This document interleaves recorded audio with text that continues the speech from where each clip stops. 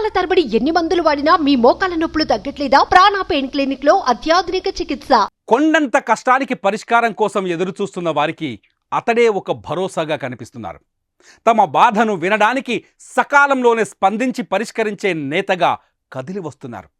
ఉప ముఖ్యమంత్రి కొనిదెల పవన్ కళ్యాణ్ను కలిస్తే తమ సమస్యలు పరిష్కారం అవుతాయనే నమ్మకం వారికి కలుగుతోంది.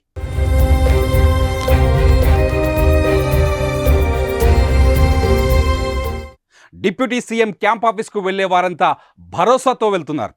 పవన్ కళ్యాణ్ దృష్టిలో పడితే తమ కష్టాలు తీరుతాయనే విశ్వాసంతో ఉన్నారు. రోజు రోజుకు క్యాంప్ ఆఫీస్కు ప్రజలు క్యూ కడుతున్నారు. అయితే మంగళవారం ఓ అరుదైన సంఘటన జరిగింది.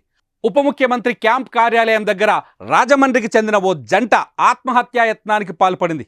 రాజమండ్రిలో వైసీపీ మహిళా కార్పొరేటర్ తమ 1200 గజాల భూమిని కబ్జా చేశారని వాళ్ళు ఆరోపించారు. అయితే ఈ విషయమై పోలీసులకు ఫిర్యాదు చేసినా పట్టించుకోవడం లేదని కన్నీరు మున్నీరుగా విలపిస్తున్నారు. పైపెచ్చు ఫిర్యాదు చేయడానికి వచ్చిన తమనే పోలీసులు వేధిస్తున్నారని బాధితులు తెలిపారు. బిల్డింగ్ ఎక్కి దూకడానికి ప్రయత్నించిన వారిని పోలీసులు అడ్డుకొని కిందకు దించారు.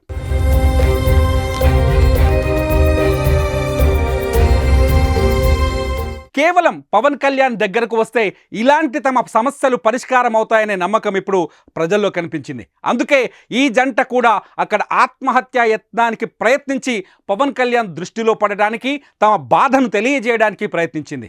దీంతో ఒక్కసారిగా క్యాంప్ ఆఫీస్ దగ్గర పరిస్థితి మారిపోతోంది.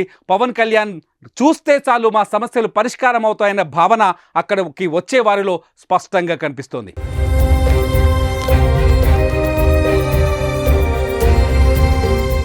సుమన్ టీవీలో మీ పర్సనల్ అండ్ బిజినెస్ ప్రమోషన్స్ కోసం కింది నెంబర్కి కాంటాక్ట్ చేయండి.